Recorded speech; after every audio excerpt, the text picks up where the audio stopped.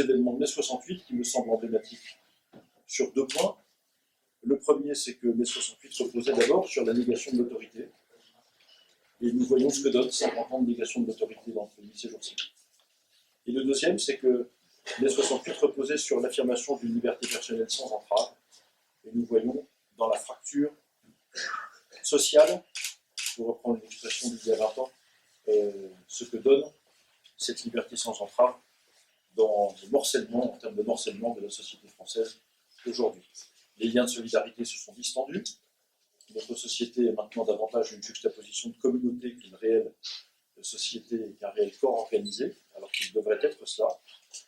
Et en définitive, 50 ans après ces événements qui ont marqué notre histoire de France, même si les générations qui viennent n'en ont pas nécessairement conscience, eh bien, la société française achève, en quelque sorte, de se déliter sous nos yeux.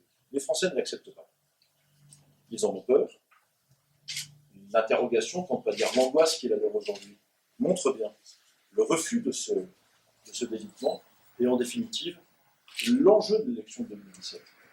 Le seul enjeu de cette élection, c'est finalement de redresser notre pays, pas par des mesures de gestion, pas simplement en garantissant aux Français que la croissance reviendra, ce qui est une promesse par ailleurs extrêmement difficile à tenir, pas simplement avec les recettes du désendettement. Vous pouvez désendetter la France tant que vous voulez, tant que nous n'aurons pas reconstitué un peuple, tant que nous n'aurons pas reconstitué l'autorité de l'État, parce que c'est la première de toutes, eh bien, on pourra faire tout ce qu'on veut. Il ne se passera rien. Et en définitive, on peut être un pays malheureux avec de la croissance, on peut être un pays disloqué avec de la croissance, on peut être un pays absolument pas solidaire avec de la croissance. Regardez l'exemple des États-Unis ou de l'Angleterre, et vous en aurez un exemple absolument prégnant et parlant.